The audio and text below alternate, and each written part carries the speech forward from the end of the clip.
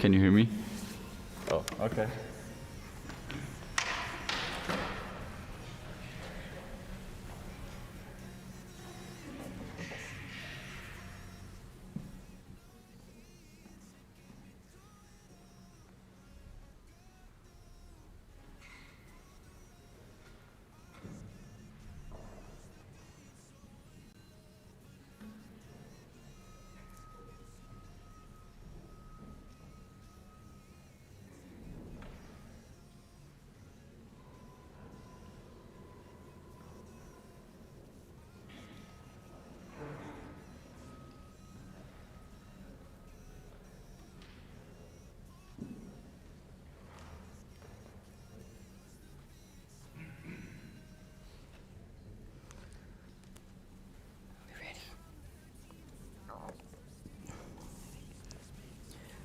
Good morning.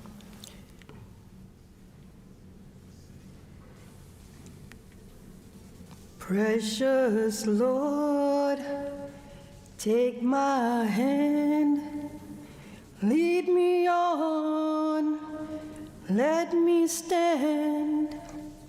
I am tired, I am weak, I'm alone.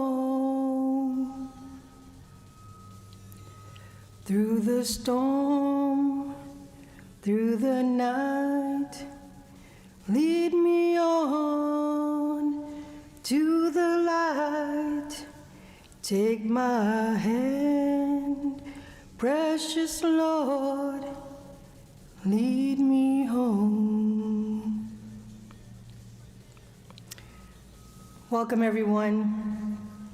What a blessed and honored occasion do I have the privilege of greeting you from Mount Mercy University's MLK prayer service.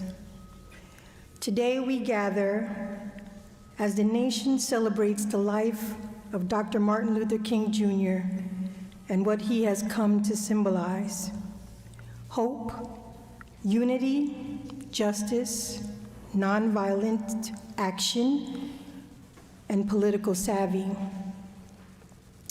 Over the weekend, a friend and I had this discussion about the merits of choosing joy and being content when everything around you is headed for destruction.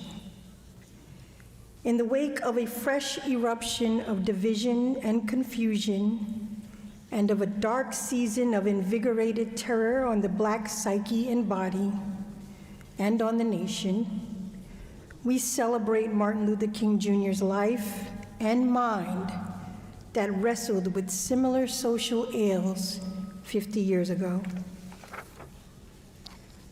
Martin was tracked, beaten, jailed, and killed by the very nation that now celebrates him. At a mere 39 years old, fully aware of his life's blueprint, and after reluctantly agreeing to being the face and voice of a movement already in progress, he wore the two sides of America in his very being.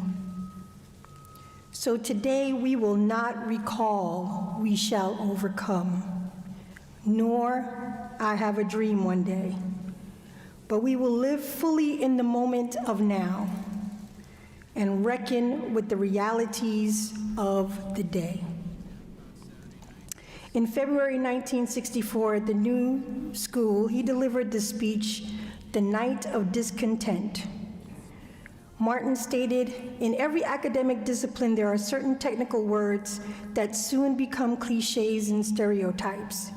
And I need not mention to you that every academic discipline has its technical vocabulary.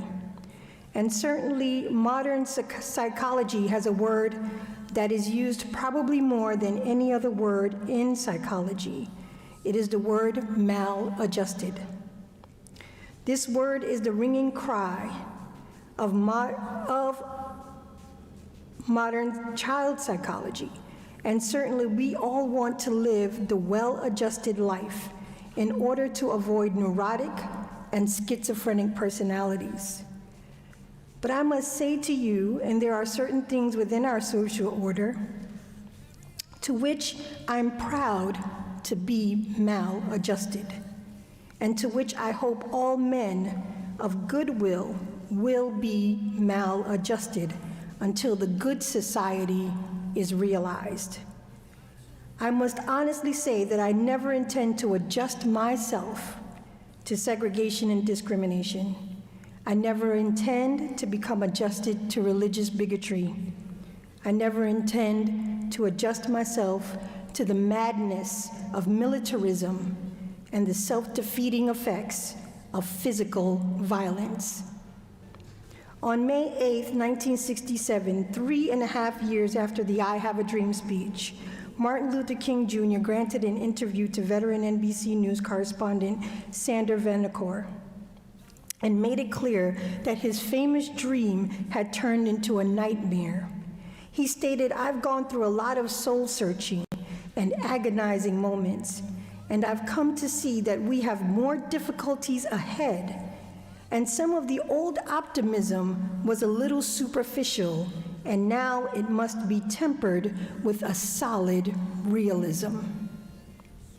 Martin used to carry around a copy of the great thinker and speaker Howard Thurman's Jesus and the Disinherited, and he was most influential in Martin's nonviolent approach.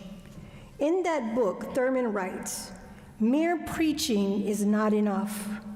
What are words, however sacred and powerful, in the presence of the grim facts of the daily struggle to survive? Any attempt to deal with this situation on a basis of values that disregard the struggle for survival appears to be in itself a compromise with life. It is only when people live in an environment in which they are not required to exert supreme effort into just keeping alive that they seem to be able to select ends besides those of mere physical survival." Thurman also states, "Above and beyond all else, it must be borne in mind that hatred tends to dry up the springs of creative thought in the life of the hater, so that his resourcefulness becomes completely focused on the negative aspects of his environment. The urgent needs of the personality for creative expression are starved to death. A man's horizon may become so completely dominated by the intense character of his hatred that there remains no creative residue in his mind and spirit to give to great ideas, to great concepts. So the answer is a mind born free and of love, as exampled by Martin Luther King.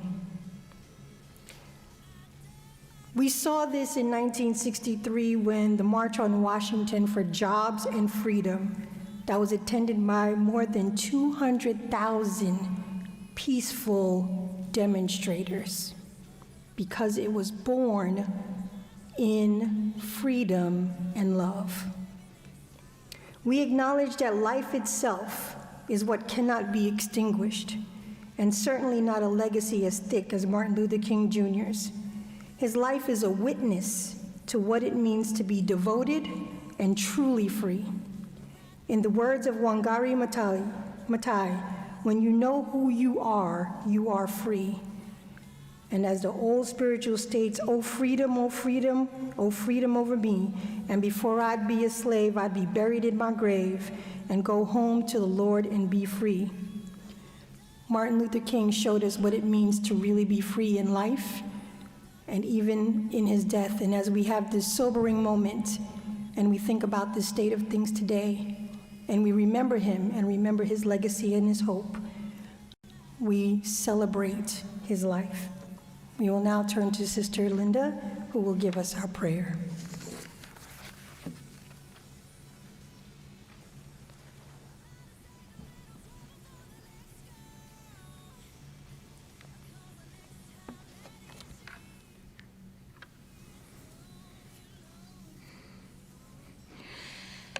As we gather today, let us pause and pray.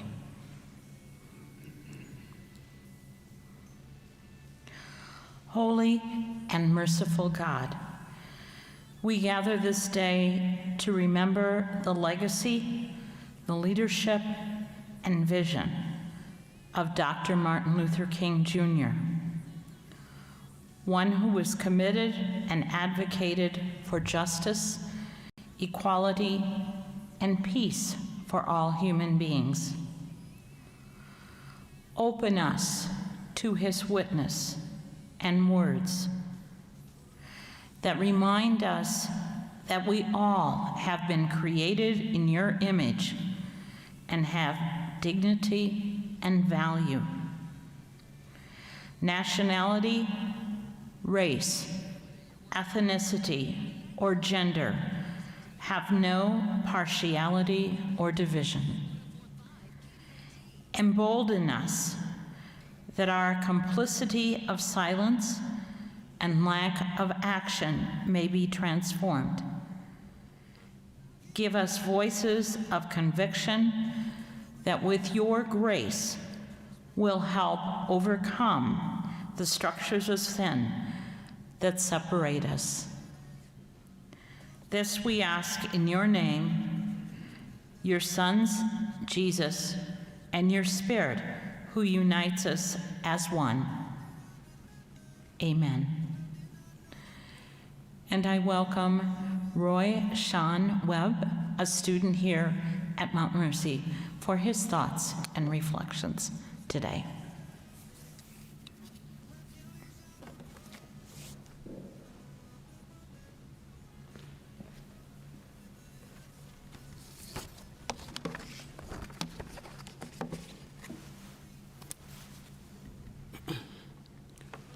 Good morning, everyone. I remember growing up as a kid and playing outside with my friends every day and being able to see and recognize that we look different and that we come from different kind of families. And even though we were different and our families were different, it didn't matter to me or them. All we knew was that we were friends and that we enjoyed spending time with each other. But as I got older, I slowly started to realize that this isn't exactly how all Americans think, nor how they view one another. I started to question a lot of things in my environment.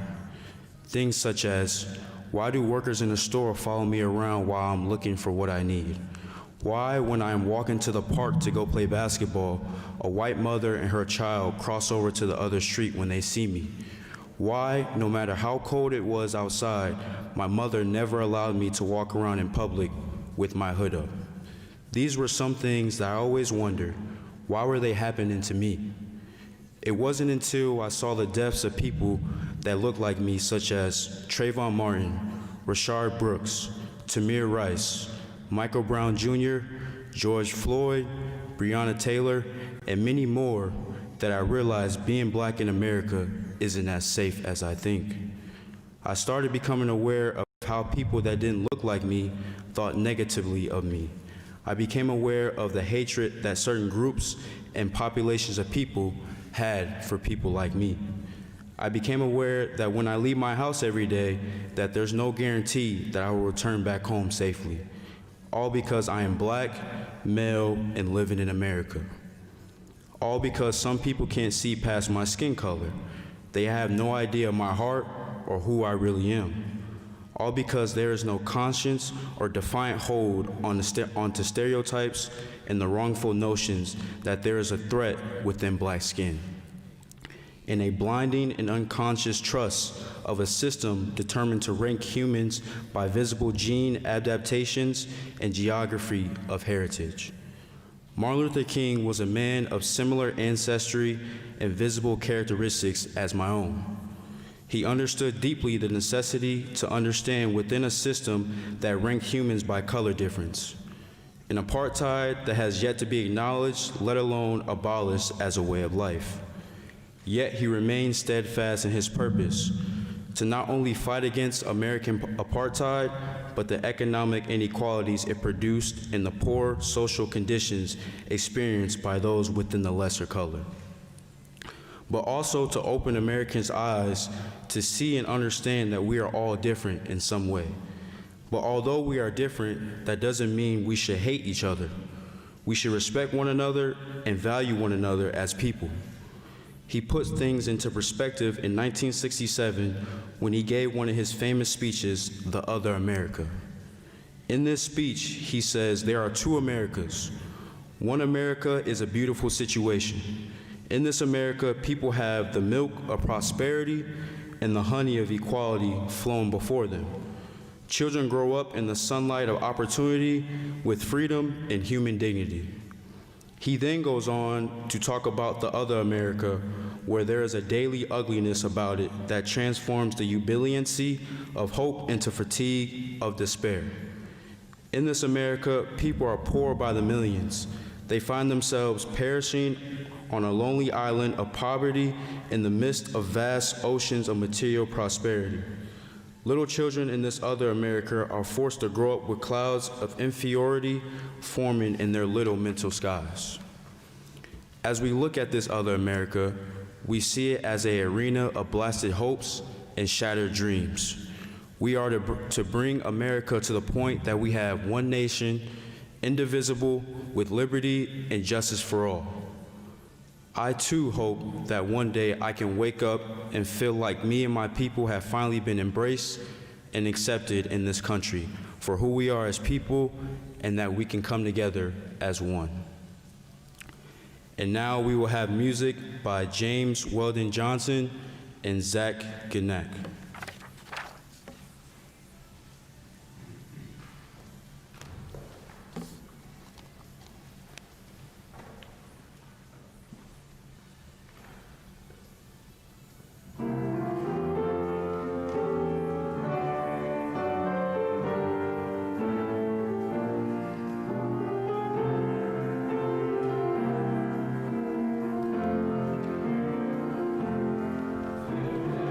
Every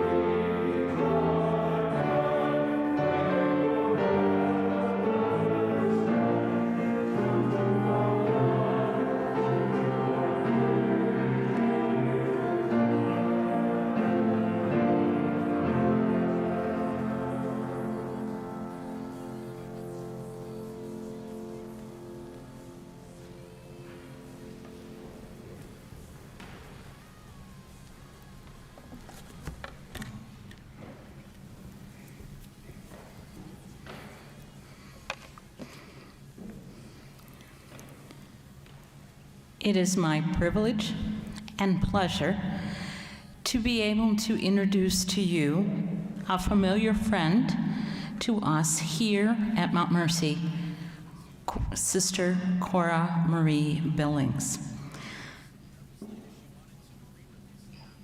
Sister Cora offers us a rich history and a legacy as an African American woman in leadership, as well as a Sister of Mercy. As I said, Sister Cora is very familiar to this campus and has often shared her wisdom and her story and her passion with us through Mission and Ministry Week presentations, as she will in February. So this morning, once again, we welcome her via Zoom, not in this beautiful chapel, on this Martin Luther King Day, once again to root us, especially in the critical concern of racism, and to offer us a message of hope and where we need to be going as a people and as a nation. So with this, welcome, Sister Cora Marie.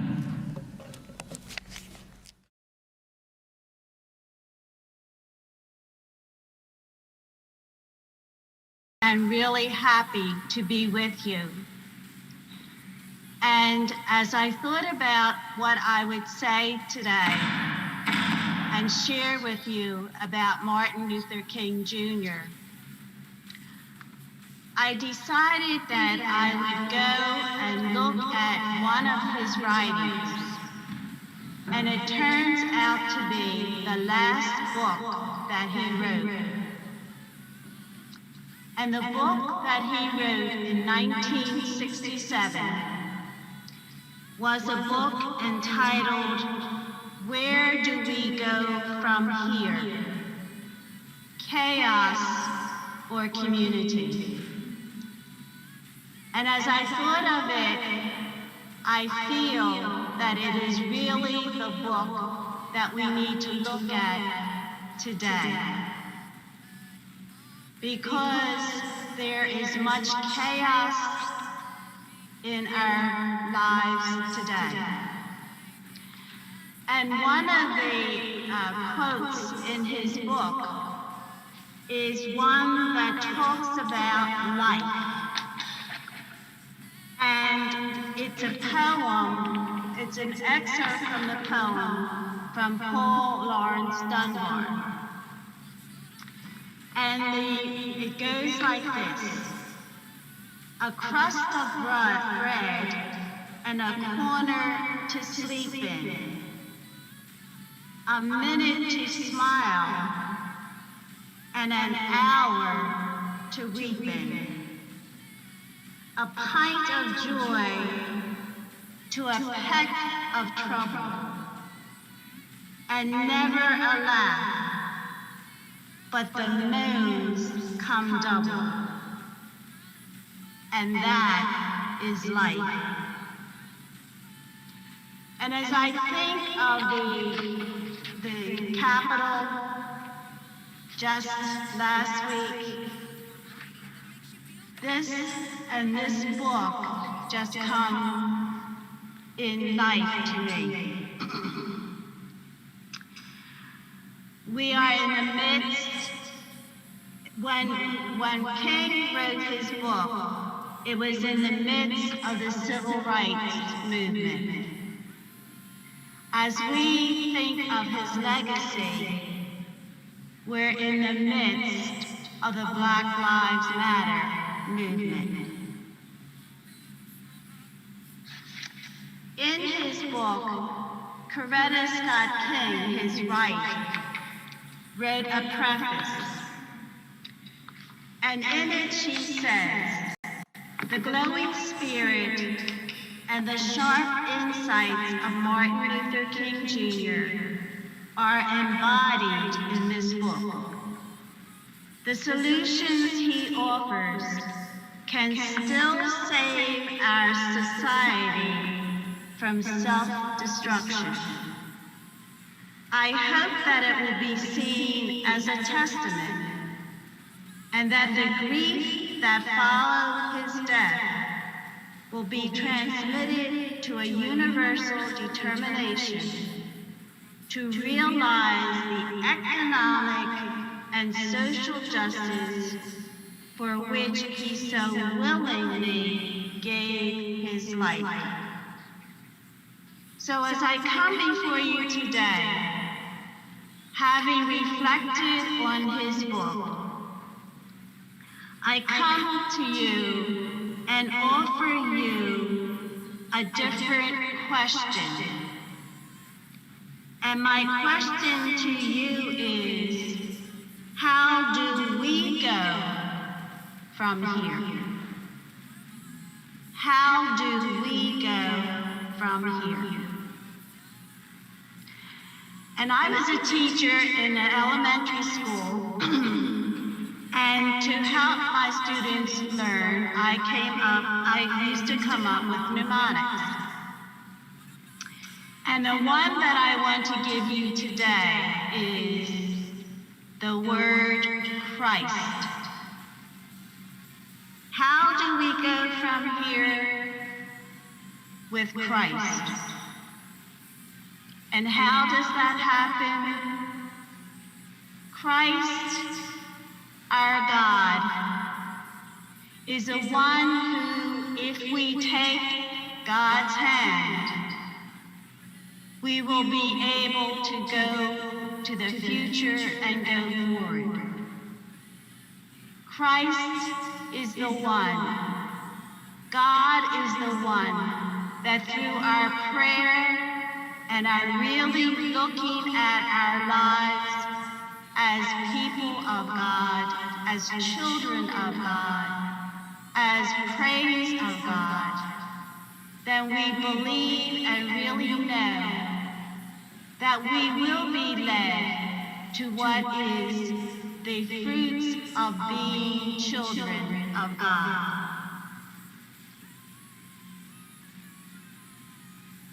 The H is the history. And what I find so many times in the lives of people, we do not really look at our history and learn from our history. So I propose and I challenge you, look at our history. See what has gone before us. See what has caused the evil, the chaos before us, and learn from it.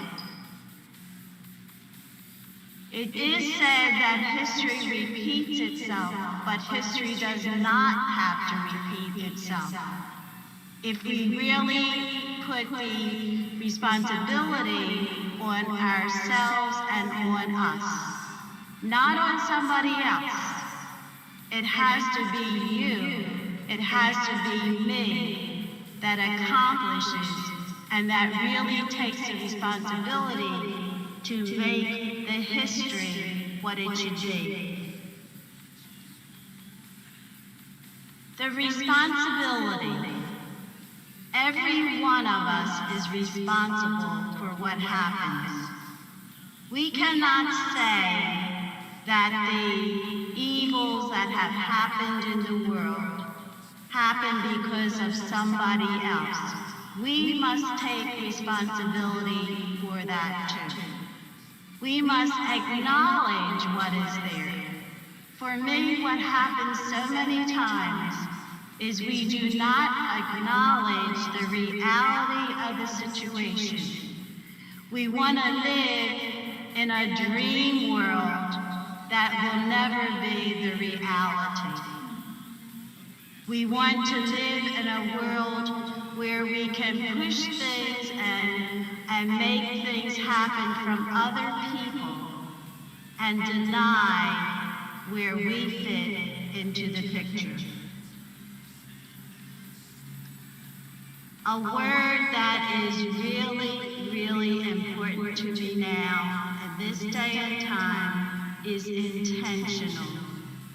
I have to find myself being intentional about how I act and what I do. There's an African American hymn that talks about intentionality. I need to be intentional about wanting peace in the world. I need to be intentional about looking at the men and women in the world who may be different than I, may look different, may act differently. But if I really believe in a God, if I really profess the Christianity that I say that I profess, then I believe that every single person that is created is a child of God. No matter of the color, the gender, the character, no matter what they do, they were created by God. And we say God didn't make any junk. So even though I might not like what a person does, I still must see that there is the creation of our God within them. The S stands for steadfast. And in Martin Luther King's book, he talks about steadfast. Am I really steadfast? Am I keeping at it? Am I really going at it? Even though sometimes I might get tired, even though sometimes I'm rejected, even though sometimes I might be attacked, am I really steadfast? Do I really believe that God has given me what I need to do and be in this world? Sometimes I don't think that. Sometimes I go back and I think and pretend that I'm God. I want to do what I want to do. I want to be what I want to be. But if I really am looking at what has been given to me, I need to be, and I want to be, what God wants me to be. And I have a book that I call my second Bible, and it's a book that's called Black Pearls by Eric Kovic. And it never fails for me that it's a everyday reflection on some writing of an African American. And today's word and today's reflection is self-determination. Do I really believe that God has given me what I need to have, and determination enough to know that if I am determined, I can accomplish. And if I really believe in my God, then God will give me what I need to accomplish and to be and do the things that must be done. And there is a hymn that says, I don't feel no ways tired. So sometimes in going through these struggles, in going through the chaos that is in our lives today, it might be that I might get a little tired, but if I have that character of steadfastness that Martin Luther King talked about, then I know that God will be there with me. God has my hand. God will show me the way. So I can be steadfast. I can keep on going. And if I have to die, that's what it's all about. Our lives are there because we're trying to live for our God and to be the person that our God wants us to be. And the last letter is T for together. We are not an island in ourselves. We need each other. And I feel that the chaos in our world, the chaos that was in the world for King, was the fact that we did not see that in order to accomplish good in this world, we need each other to do it. We have to come together. We cannot let the barriers of political parties, the barriers of gender, the barriers of religion, the barriers of economics and money, we cannot let those barriers stop us from coming together, working together, loving together, to accomplish together the world and the community that we are supposed to be, and in the eyes of God, where we should be. When I was going through the book in Where Do We Go From Here, one of the chapters, the last chapter in the book, is entitled The World House. And when I saw that, I'm just thinking, in a couple of days, and what we've been talking about, and what happened, and what has been happening over 4 years. It's been the White House. But isn't it, I thought, ironic, that in the time of the chaos then, and as I prepared for today, I just thought, isn't that ironic that the last chapter would be the World House? But in his chapter, The World House, he says that the world has to be a place of love. The world has to be a place where every one of us is thinking of what happens in the world. Not just in the United States, but in the world. So I challenge us to think of that. We are people of God in the world. Are we in this world knowing that we need to follow and to know where we are going? And where do we go from here? How do we bring about the joy that we are so wanting so much to have in these days? How do we go about eradicating the racism? How do we go about bringing the whole idea of peace to our world? It has to start with us. And then it can go out to the world. But I cannot give something to somebody else unless I have it myself. If you don't have it, you cannot give it. So the challenge, because I'm not just talking to you, I'm talking to myself. So as I celebrate this wonderful day, as I look at the life of King, as I look at his legacy, as I look what he carried and brought to the world, as I look at his responsibility that he took, even though it led to his death, not naturally, but by somebody else.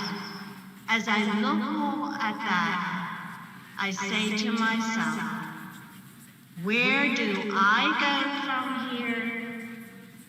I go with Christ in prayer, in learning of the history so that it cannot repeat itself in the tragedies and the evil and the racism. And looking at my responsibility, my individual responsibility of what I must do and accomplish. When I become intentional, and when I need to speak out,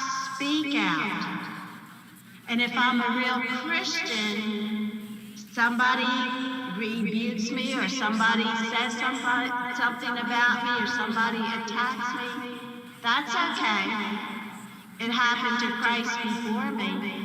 And can I be any less than Christ? In my steadfast, staying at the plow, continuing over and over and over again if I have to.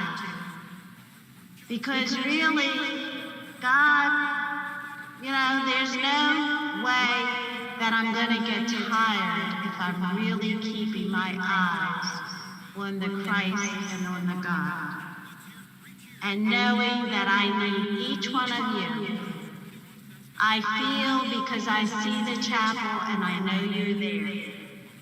So I know that with you, with those of you that have your friends, with those of you who will leave the chapel today and look for someone else that you are in relationship with, someone that you will become in relationship with, so that the twos, the threes, the thousands together will bring about peace, so that we can end this chaos and really enhance and make prominent the community that King talked about.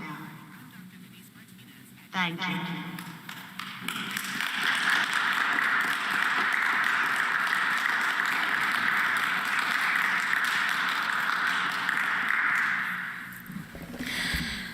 Thank you, Sister Cora, for your words of challenge of where we need to go, and especially my responsibility in bringing that forward. So thank you. I'd now like to welcome Emma Lance and Tiara Munitz as our student leadership to please come forward.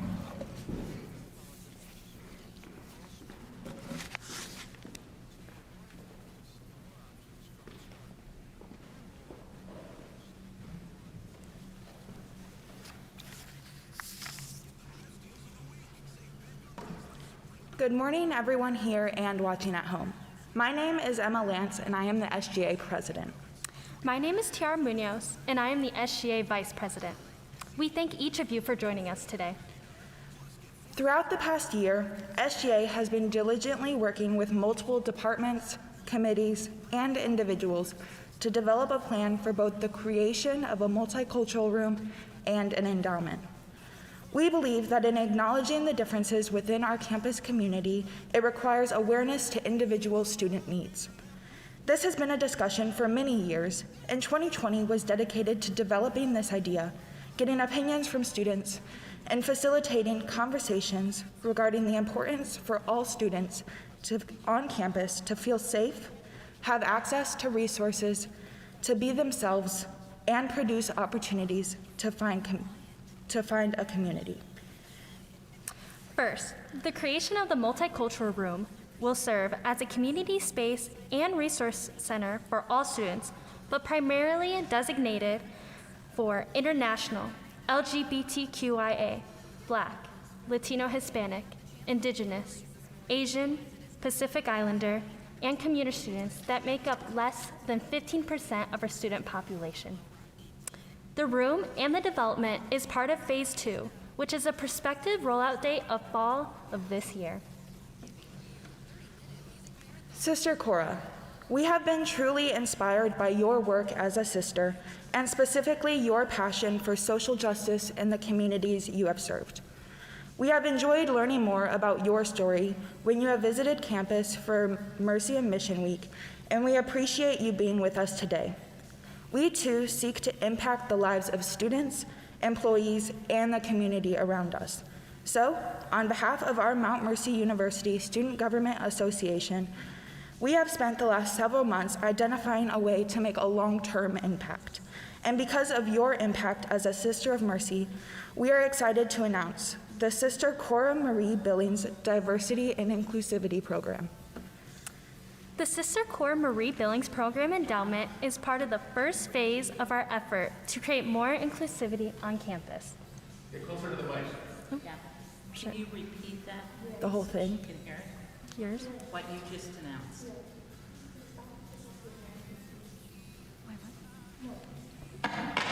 Starting from Sister Cora.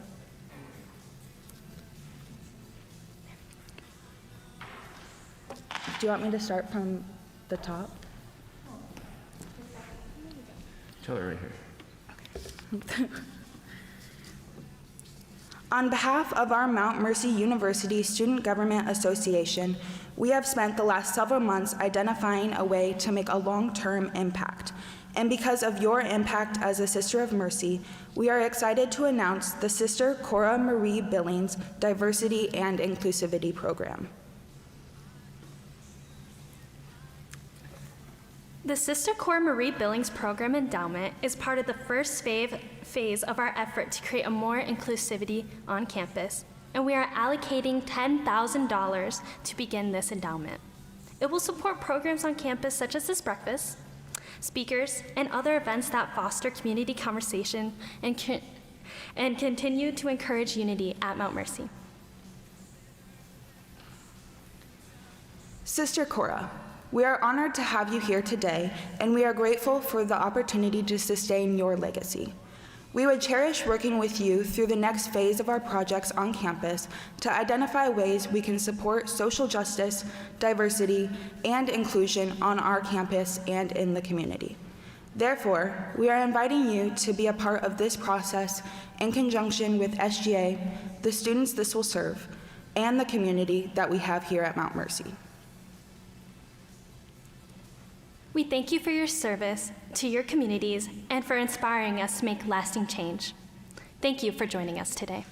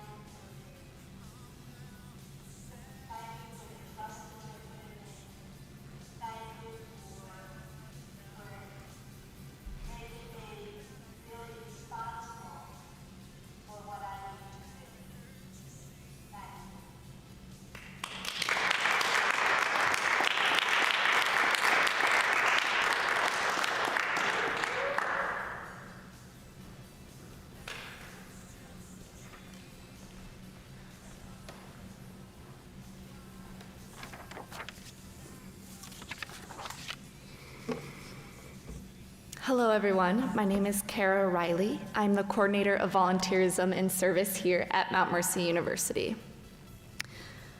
MLK Day celebrates the life and legacy of Martin Luther King Jr. It's a day to encourage all Americans to come together and improve their communities through service. Now, nonprofits do rely on days like today, like MLK Day or Earth Day in April, right? These are more direct service days and direct service opportunities, being the actual hands that provide the service to your community.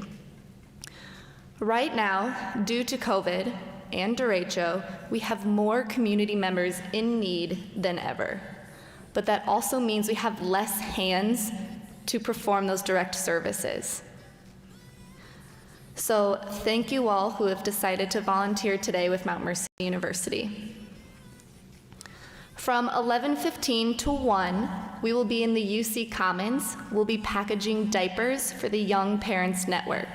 This is a stop-in, drop-by, according to your schedule kind of program. From 1 to 3:30, we'll be at the Catherine McCauley Center. We'll be working in their food pantry and doing some moving within their new building. And if you haven't been to their new building, this is going to be a big treat for you. From 3:30 to 5:30, we'll be at Jane Boyd. We are going to prepare their rooms for the children in their before and after school programs, sanitizing, organizing, and just getting ready for the children. Transportation for those events will be provided. If you sign up, you can find it on the Mount Mercy University website and the Mission and Ministry Department Facebook page. So they're both on the Facebook page as well. That might be the easiest place. There are a couple slots available left, so go ahead, check for that, sign up, and then if you need transportation, I can give you those details. To keep the Mount Mercy University community safe and our nonprofit partners safe, like I mentioned, there will be limited slots. And the transportation will be socially distant as well. Masks will be required. And protocols at the nonprofits will also be followed. MLK Day is a time for people from all walks of life to work together to provide solutions to pressing problems. In honor of this, faculty from the Social Work Department, Sociology and Psychology Department, the Office of Diversity and International Student Success, and the Mission and Ministry Department are working together with the Cedar Rapids Community School District and the Academy for Scholastic and Personal Success. We have started a program targeted at educational equity. Rollout will be incremental, but hopefully sustaining, because we hope our volunteer programs are mutually enriching opportunities for both our student mentors and the mentees in this new mentoring program. 2020 and 2021 have proved that Martin Luther King Jr.'s vision is not complete.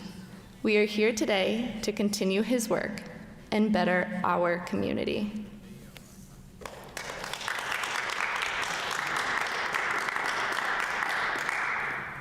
I'd like to introduce Michael Beard, our campus minister.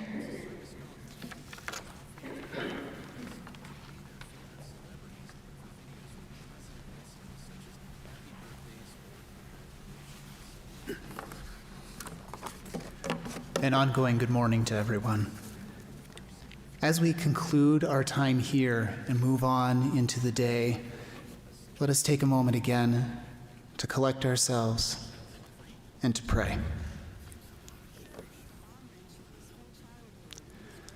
God of love, you have fearfully and wonderfully made each of us in your image and your likeness, so that whatever we do to the least of our brothers and sisters, truly we do to you. You have entrusted us to one another, so that whatever affects one directly affects all indirectly. Give us the gentleness and the vision to behold your majesty in every person.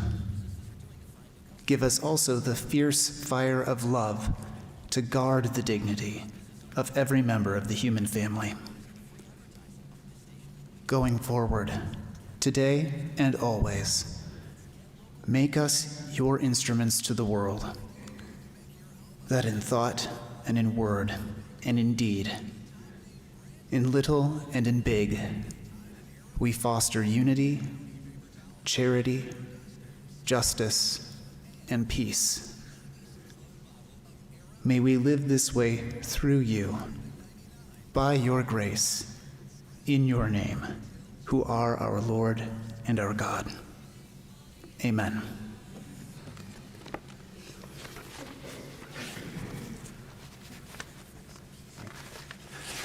For concluding remarks, I'd like to introduce again someone. Keisha.